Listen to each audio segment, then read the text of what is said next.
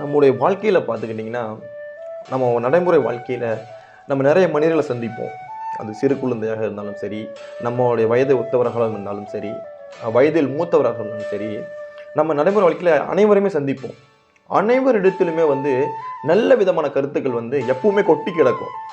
ஆனால் நாம தான், இவன் சின்ன பையன், இவன்ட்ட என்ன இருக்க போகுது, இவன் நம்மளுக்கு ஈக்குவலாக இருக்கானே, இவெல்லாம் பெரிய ஆளா, நம்மளை விட மேலே இருக்காங்களே, வயசில் பெரிய இருக்காங்களே, இவன் என்ன கழட்டு பையன் இவன் கிடக்கிறான் அப்படின்ட்டு நம்ம யாருடைய கருத்துக்களையுமே கவனம் கொடுக்க மாட்டோம்.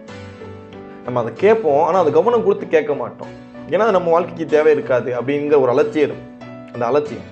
ஆனால் இதை நீ இந்த காது கொடுத்து இவன் என்ன சொல்கிறான் அப்படிங்கிறத நீ கேட்டிங்கன்னா, அந்த கேட்ட அளவுக்கு உங்கள் வாழ்க்கையில் நல்லது நடக்கும், உங்களுக்கு ஒரு முன்னேற்றம் இருக்குன்ட்டு வள்ளுவ பிள்ளை இது அழகாக சொல்கிறாரு.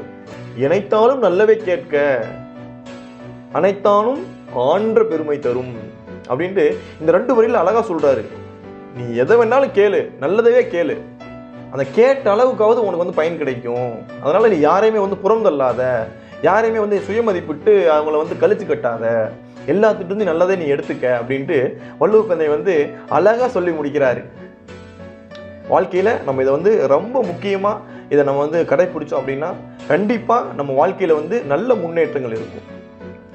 சின்ன வயசு, அதாவது சின்ன பையனாக இருந்தால் கூட அதை காது கொடுத்து கேளுங்க. நீ அவனை மதிக்கிறதுக்கு சமம். சின்ன பையன் தானே சொல்லிவிட்டு அசால்ட்டாக விடாதீங்க, அவனை மதிங்க.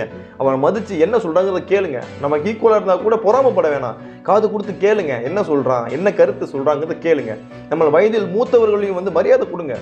என்னங்க சொல்கிறாரு ஐயா, என்ன சொல்கிறாரு அப்படிங்களா, சரி நீங்கள் சொன்னது கரெக்டாக இருக்கும், நான் சிந்திச்சு பார்க்குறேன் அப்படின்ட்டு அதை பெருந்தன்மையோடு நம்ம ஏற்றுக்கு பழகணும். நம்ம வயது அப்படி தான் இருக்கும். இந்த இளம் வயசில் நம்ம யார் சொல்கிறதுமே கேட்கக்கூடாதுன்னு தான் தோணும். ஆனால் நம்மளுடைய முயற்சி எடுக்கணும்.